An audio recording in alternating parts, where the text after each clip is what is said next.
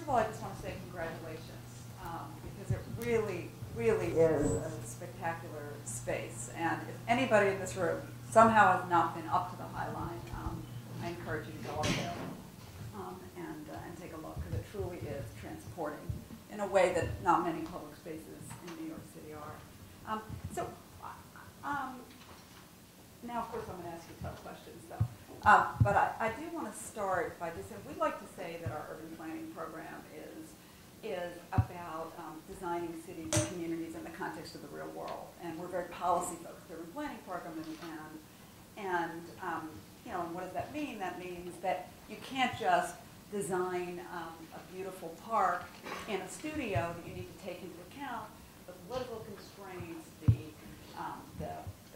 market conditions, the financial realities, the legal issues, even the organizational constraints. And it seems to me the Hotline is a great example of the importance of taking all those issues into account. And I'm just curious as to what were the barriers ultimately that you think were sort of most formidable or hardest to overcome? I would say that at the beginning it was political. It's always interesting at looking at the reasons for the political choices. I mean, rarely is it that an elected official just has a passionate feeling about a project.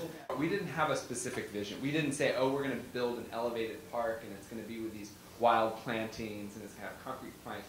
And I think that was part of the success. Is it was a very early on was a very broad vision. It was just, let's sit back before we demolish this and think about what are the other options.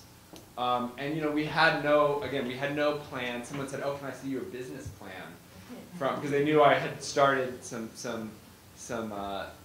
startups and had written business plans, and we had no money or no real plan on how we were going to get the money.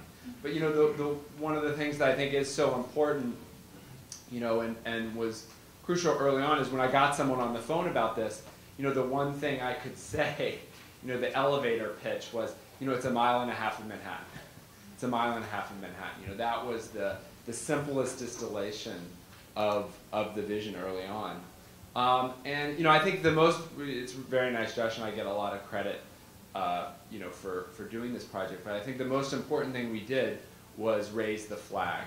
And when I talk about hoping to inspire other people, that's what I always tell people, that the most important thing they can do is just start the project. Other people come along to help get it done, and you don't have to have it all thought out from the beginning. We didn't really set out to do this, but we created our own new constituency of people that were interested in the project, and they tended to be people that politicians normally didn't hear from, which was a real plus.